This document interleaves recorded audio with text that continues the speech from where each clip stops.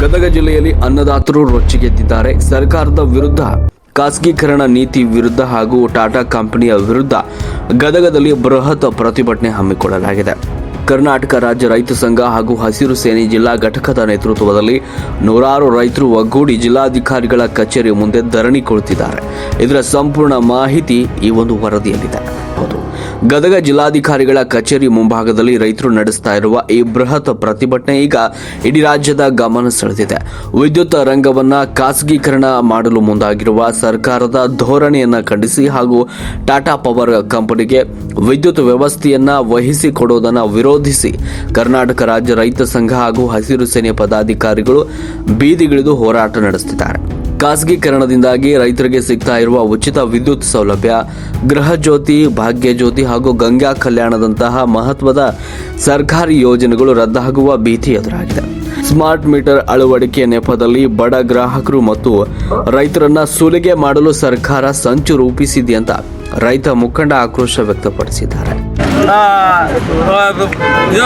ರಾಜ್ಯಾದ್ಯಂತ ಬಂದ್ ಕರೆಯನ್ನ ಕರ್ನಾಟಕ ರಾಜ್ಯ ರೈತರ ಸಂಘದಿಂದ ಬಂದ್ ಕರೆ ಕೊಡಬೇಕಾಗುತ್ತೆ. ಗದಗ ಜಿಲ್ಲೆ ಕೂಡ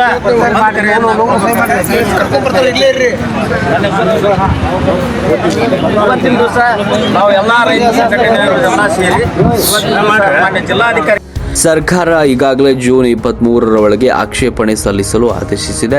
ಅದರಂತೆ ಕೆಇಆರ್ಸಿಗೆ ಜಿಲ್ಲಾಧಿಕಾರಿಗಳ ಮೂಲಕವೂ ನಾವು ಲಿಖಿತ ಆಕ್ಷೇಪಣೆ ಹಾಗೂ ಮನವಿಯನ್ನು ಸಲ್ಲಿಸ್ತಾ ಇದ್ದೇವೆ. ಕೃಷಿ ಪಂಪ್ಸೆಟ್ಗಳಿಗೆ ಮೀಟರ್ ಅಳವಡಿಸುವುದನ್ನು ಹಾಗೂ ವಿದ್ಯುತ್ ಕ್ಷೇತ್ರವನ್ನು ಟಾಟಾ, ಅದಾನಿಯಂತಹ ಖಾಸಗಿ ಕಂಪನಿಗಳ ಪಾಲಾಗಿಸುವುದನ್ನು ನಾವು ಯಾವುದೇ ಕಾರಣಕ್ಕೂ ಒಪ್ಪೋದಿಲ್ಲ. ಒಂದು ವೇಳೆ ಸರ್ಕಾರ ನಮ್ಮ ಬೇಡಿಕೆಗೆ ಮಣಿಯದಿದ್ದರೆ ಉಗ್ರ ಹೋರಾಟ ಮತ್ತು ಜೈಲ್ ಭರೋ ಚಳವಳಿ ಕೂಡ ಅನಿವಾರ್ಯವಾಗುತ್ತದೆ ಅಂತ ಎಚ್ಚರಿಕೆ ನೀಡಿದರು. ಪ್ರತಿಭಟನಾ ಸ್ಥಳದಲ್ಲಿ ಯಾವುದೇ ಅಹಿತಕರ ಘಟನೆ ನಡೆಯದಂತೆ ಬಿಗಿ ಪೊಲೀಸ್ ಬಂದೋಬಸ್ತ್ ನಿಯೋಜನೆ ಮಾಡಲಾಗಿತ್ತು. ಜಿಲ್ಲಾಧಿಕಾರಿಗಳು ಖುದ್ದಾಗಿ ಬಂದು ಮನವಿ ಸ್ವೀಕರಿಸುವ ತನಕ ಧರಣಿ ಕೈ ಬಿಡುವುದಿಲ್ಲ ಅಂತ ಅನ್ನದಾತರು ಪಟ್ಟು ಹಿಡಿದಿದ್ದಾರೆ. ಉಚಿತ ವಿದ್ಯುತ್ ಕಸಿದುಕೊಂಡು ರೈತರ ಬೆನ್ನು ಮೂಳೆ ಮುರಿಯಲು ಹೊರಟಿರುವ ಸರ್ಕಾರಕ್ಕೆ ಈ ಹೋರಾಟ ತಕ್ಕ ಪಾಠ ಕಲಿಸಲಿದೆ ಎನ್ನುವುದನ್ನು ಕಾದು ನೋಡಬೇಕಾಗಿದೆ. ವರದಿ ರಾಷ್ಟ್ರಕ್ರಾಂತಿ ನ್ಯೂಸ್, ಗದಗ. ಕರ್ನಾಟಕ ರಾಜ್ಯದ ರೈತ ಸಂಘವು ಇವತ್ತು ಗದಗ ಜಿಲ್ಲೆಯ ಜಿಲ್ಲಾಧಿಕಾರಿಗಳ ಮುಂದೆ ಅನ್ನದಾತರು ನಿಜವಾಗಿ ನಾವು ಸ್ವತಃ ರೈತ ಸಂಘದ ಹೋರಾಟ ಅಲ್ಲ, ಇದು ಎಲ್ಲ ಭಾರತ ದೇಶದ ಎಲ್ಲ ನಮ್ಮ ಕರ್ನಾಟಕ ರಾಜ್ಯದ ಅದು ಗದಗ ಜಿಲ್ಲೆಯ ಎಲ್ಲ ಸಾರ್ವಜನಿಕರ ಹೋರಾಟ ಆಗಬೇಕಾಗಿತ್ತು. ನಿಜವಾಗಿ ಅನ್ನದಾತರು ಇಲ್ಲಾಂದರೆ ನಾವು ಬದುಕಲಿಕ್ಕೆ ಸಾಧ್ಯನೇ ಇಲ್ಲ. ಆ ಅನ್ನದಾತರಿಗೆ ಕುತ್ತು ಬರ್ತಕ್ಕಂಥ ಒಳಸಂಚು ಕೆಲವು ಕೈವಾಡಗಳು ನಡೀತವೆ. ಏನು ಅನ್ನದಾತರಿಗೆ ಸಂಚು ಬರ್ತದೆ ಅಂದರೆ, ನಾಳೆ ನೀವು ಗಂಗಾ ಕಲ್ಯಾಣ ಸಿಗಂಗಿಲ್ಲ ಸರ್ಕಾರ ವತಿಯಿಂದ, ನಿಮ್ಗೆ SC ST OBC ಅವರಿಗೆ ಏನು ಸರ್ಕಾರ ಸೌಲಭ್ಯ ಅವು ಸಿಗಲ್ಲ. ಖಾಸಗೀಕರಣ ಅಂದರೆ ಸಬ್ಸಿಡಿ ಮತ್ತು ದಲಿತರಿಗೆ ಸಿಗ್ತಕ್ಕಂಥ ಭಾಗ್ಯ ಜ್ಯೋತಿ ಕೂಡ ಸಿಗಲ್ಲ. ಬಟ್ ಸರ್ಕಾರದ ಏನು ಸಿಗ್ತಕ್ಕಂಥ ಸೌಲಭ್ಯಗಳ ಪೂರ್ತಿ ವಂಚಿತರಾಗ್ತೀರಿ. ಕೇವಲ ರೈತರಷ್ಟ ವಂಚಿತರಾಗಲ್ಲ, ಕರ್ನಾಟಕ ರಾಜ್ಯದ ಎಲ್ಲ ವರ್ಗದ ರೈತರು, ಎಲ್ಲ ವರ್ಗದ ಜನರಿಗೆ, ಕೇವಲ ರೈತರಿಗೆ ಅಷ್ಟಲ್ಲ ಎಲ್ಲ ವರ್ಗದ ಜನರು ಇದರಿಂದ ವಂಚಿತರಾಗ್ತಾರೆ. ನಿಜವಾಗಿ ಸಾರ್ವಜನಿಕರಿಂದ ಎಚ್ಚೆತ್ತುಕೊಳ್ಬೇಕಾಗೈತೆ. ಕೇವಲ ಈಗ ರೈತ ಸಂಘ ಇಲ್ಲಿ ಖುಷಿದೆ ಧರಣಿ ಕುಂತದ್ದು ಕೇವಲ ರೈತರು ನಮಗೆ ಬೇಕಂತ ಗೊತ್ತಿಲ್ಲ, ಎಲ್ಲ ವರ್ಗದ ಜನರಿಗೆ ಬೇಕಂತ ಗೊತ್ತಿದ್ದಾರೆ. ನೀವು ಈಗ ನ್ಯಾಯವಾಗಿ ಬೇಡಿಕೆ ಕೊಡ್ತಾರೆ. ಒಂದು ಉದಾಹರಣೆ ಹೇಳ್ತೀನಿ ನಿಮಗೆ. ಇವತ್ತು ಅಲ್ಲೇ ಮಹಾರಾಷ್ಟ್ರ ಸರ್ಕಾರ ಕೊಟ್ಟು ಕೈ ಕಾಲು ಪುಡಿ ಚಿಕನ್ ಕುಂತೈತಿ. ಏನಂತಂದ್ರೆ ವಿದ್ಯುತ್ ಬಿಲ್ಲು ಇವತ್ತು ಕರ್ನಾಟಕ ರಾಜ್ಯದಲ್ಲಿ 4,000 ರೂಪಾಯಿ ಇದೆ. ಒಂದು ಹಂಗೆ ಐತೆ 400 ರೂಪಾಯಿ ಇದೆ ಅಂತ ತಿಕ್ಕರೆ, ಒಬ್ಬರದು ರಸೀದಿ ಬಿಲ್ 400 ರೂಪಾಯಿ ಬಂತ ತಿಕ್ಕರೆ, ಅದೇ ಬಿಲ್ಲು ಮಹಾರಾಷ್ಟ್ರಕ್ಕೆ 780 ರೂಪಾಯಿ ಆಗ್ತದೆ, ಅಂದ್ರೆ 380 ರೂಪಾಯಿ ಆಗ್ತದೆ. ಖಾಸಗೀಕರಣವ್ರು ಈಗ ಎಕ್ಸಾಂಪಲ್ ಕೊಡ್ತೀನಿ. ಮುಂಚೆ ಜಿಯೋ ಬಂತು, BSNL ಬಂತು. ಮುಂಚೆ ಮಾಡಿದ್ರು ಜಿಯೋದವರು ಏನು ಮಾಡಿದ್ರು, ಇಲ್ಲ ನಿಮ್ಗೆ ನಾವು ಕಡಿಮೆ ರೇಟ್ನಲ್ಲಿ ಸರ್ಕಾರ ಏನು ಕೊಡ್ತೈತಿ ಅದಕ್ಕಿಂತ ಕಡಿಮೆ ರೇಟ್ನಲ್ಲಿ ಸರ್ವಿಸ್ ಕೊಡ್ತೀವಿ, ಅದು ಕೊಡ್ತೀವಿ ಇದು ಕೊಡ್ತೀವಿ ಅಂತಂದು ಮುಂಚೆ ಮುಕ್ತ ಪಡಿಸಿದ್ರು. ನಾವು ಅಷ್ಟಿಗೆ ನಮ್ಮವ್ರು ಏನು ಮಾಡಿದ್ರು, ಖಾಸಗಿ ಕೊಟ್ಟು ಕಂಟ್ರೋಲ್ ಆಗಿಲ್ಲ ಅಂತಂದ್ರು. ಆಮೇಲೆ ಇಟ್ಟು ನೋಡ್ರಿ ಬಾಂಬು ಈಗ ಸದ್ಯ ಎಷ್ಟಿದೆ ಜಿಯೋದವ್ರು ನಿಮ್ಗೆ ಗೊತ್ತಿದೆ, 650 ರೂಪಾಯಿ ಕೊಡ್ಬೇಕು 2 ತಿಂಗಳಿಗೆ.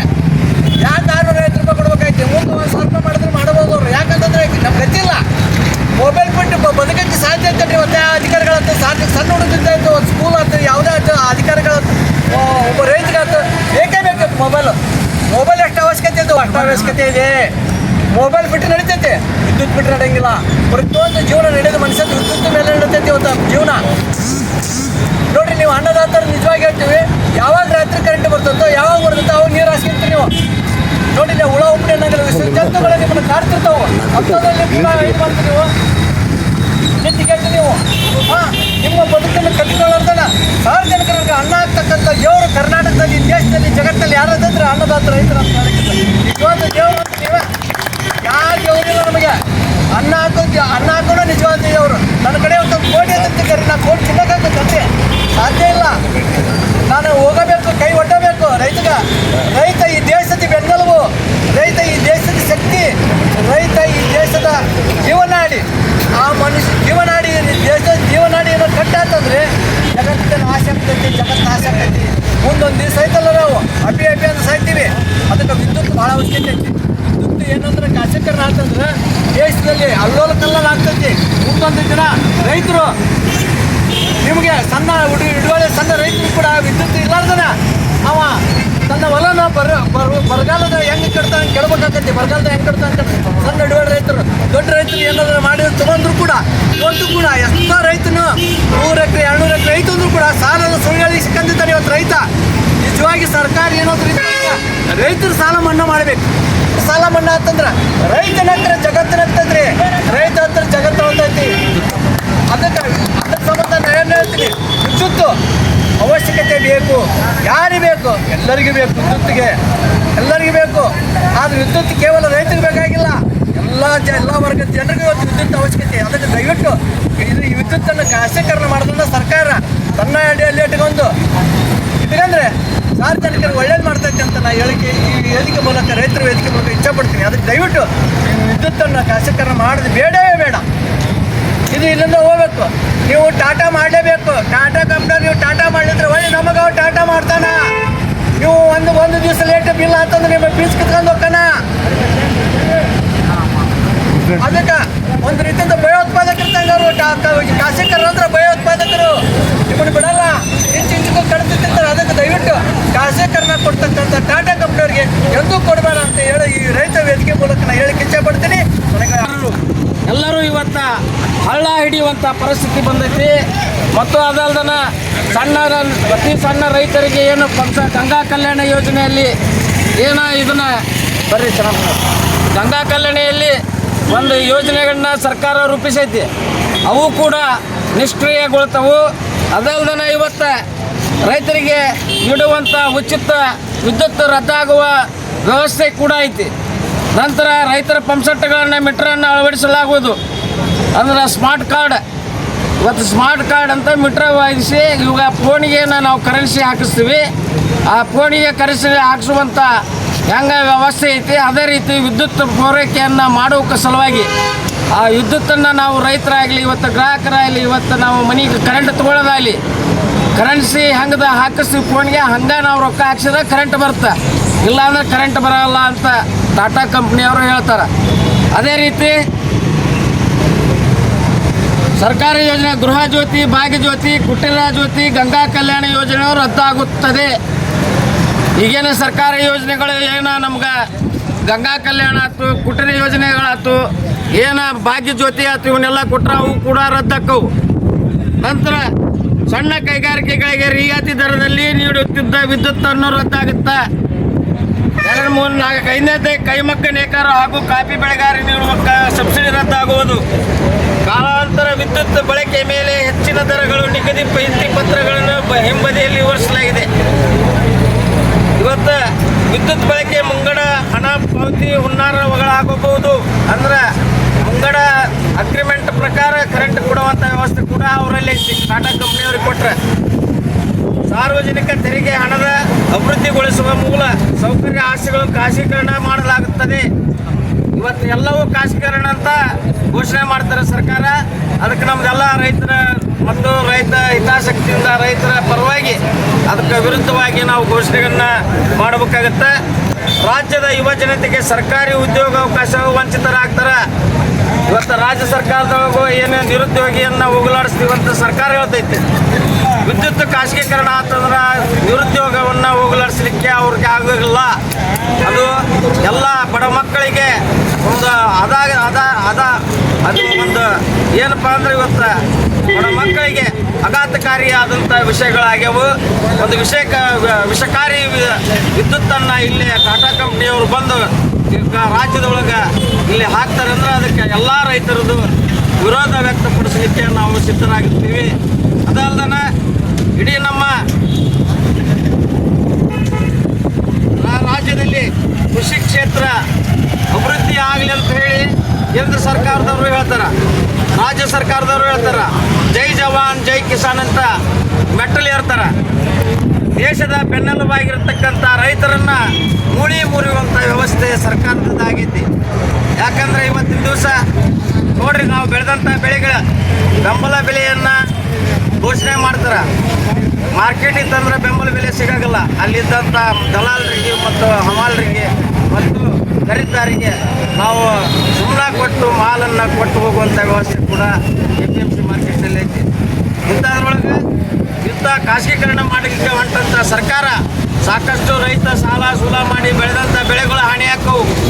ಪ್ರತಿ ವರ್ಷ ನಾವು ಬೆಳೆದಂಥ ಬೆಳೆಗಳಲ್ಲಿ ಏನು ಹಾನಿ ಆಗುವಂಥ ವಿಷಯಗಳಲ್ಲಿ ಸರ್ಕಾರ ಏನು ಎಚ್ಚೆತ್ತುಕೊಂಡು ಯಾವುದು ವಿಷಯ ಸಂದರ್ಭವಾಗಿ ಯಾವ ವಿಷಯಗಳಿಗೆ ಸಾಲ ಮನ್ನಾ ಮಾಡ್ಯಾರ ಇವರು, ಯಾವ ವಿಷಯಗಳಿಗೂ ಸಾಲ ಮನ್ನಾ ಮಾಡಿಲ್ಲ. ನೀವು ಸಾಲ ಮನ್ನಾ ಮಾಡ್ತೀವಿ ಅಂತ ಹೇಳ್ತಾರೆ, ಇವತ್ತಿಗೆ ಸಾಲ ಮನ್ನಾಗಳು ಆಗಿಲ್ಲ. ವಿದ್ಯುತ್ ಖಾಸಗೀಕರಣ ಮಾಡಬೇಕಂತ ಹೊರಟ ಸರ್ಕಾರ ರೈತ ಕೊಲ್ಲುವ ಸರ್ಕಾರ ಅಂತ ನಾವು ಘೋಷಣೆ ಮಾಡ್ತೀವಿ. ಇದೇ ಮುಂದುವರೆದ್ರೆ ಉಗ್ರವಾದ ಹೋರಾಟವನ್ನು ಮಾಡಬೇಕಾಗುತ್ತೆ, ಜೈಲು ಬರುವ ಚಳವಳಿಯನ್ನು ಮಾಡಬೇಕಾಗುತ್ತೆ. ಅದಲ್ಲದೆ ಇಡೀ ನಮ್ಮ ರಾಷ್ಟ್ರದಲ್ಲೇ ಇಡೀ ರಾಜ್ಯದಲ್ಲೇ ಆಗಲಿ ಮತ್ತು ರಾಷ್ಟ್ರದಲ್ಲೇ ಆಗಲಿ ರೈತರು ಎದ್ದು ಕೂತ ಇವತ್ತು ಏನು ಆತ್ಮಹತ್ಯೆ ಆಗುವಂಥ ಪರಿಸ್ಥಿತಿ, ರೈತರ ಆತ್ಮಹತ್ಯೆ ಆಗುವಂಥ ಪರಿಸ್ಥಿತಿ ಕೂಡ ಒದಗಿ ಬರುತ್ತೆ. ಇದು ಸರ್ಕಾರಕ್ಕೆ ಎಚ್ಚರಿಕೆ ಕೊಡ್ತೀವಿ. ಇದೇ ರೀತಿ ಮತ್ತೆ ಈಗಾಗಲೇ ಬೆಂಗಳೂರಿನಲ್ಲಿ ವಿದ್ಯುತ್ ಇಲಾಖೆಯವರು ಒಂದು ಮೀಟಿಂಗನ್ನು ಕರೆದಿದ್ದರು.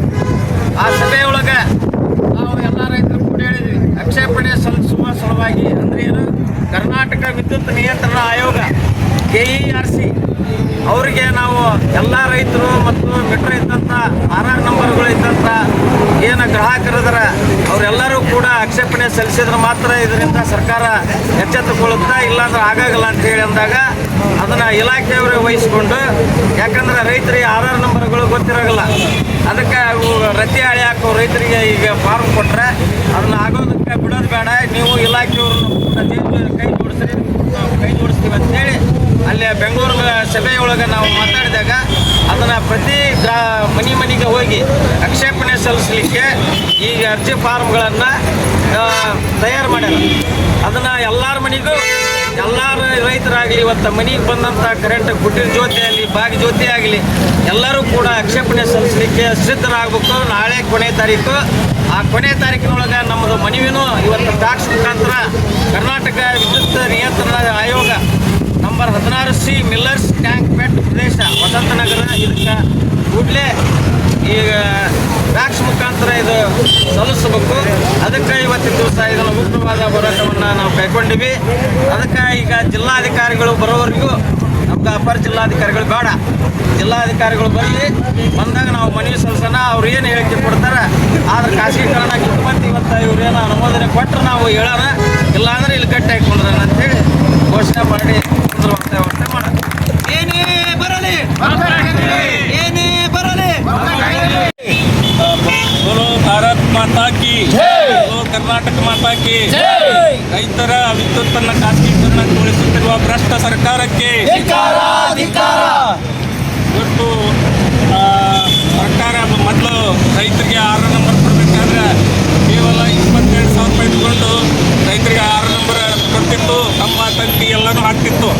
ಈಗ ಈ ಸರ್ಕಾರ ಬಂದ ಕೂಡಲೇ 2.5 ಲಕ್ಷವರೆಗೆ ರೈತರಿಂದ ಆ ಕರೆಂಟ್ ಉಚಿತ ಕೊಟ್ಟಿರುವಂಥ ನೆಪದಲ್ಲಿ ಒಬ್ಬ ರೈತರ ಕಡೆಯಿಂದ 2.5 ಲಕ್ಷ ಗಂಟಲೆ ರೊಕ್ಕ ವಸೂಲಿ ಮಾಡಕತ್ತೈತೆ ಅಂತಂದ್ರೆ ಇವರು ಉಚಿತ ಕೊಟ್ಟಿರ್ತಾರೆ 10 ಪಟ್ಟು ತೊಗೊಳಕತ್ತಾರ.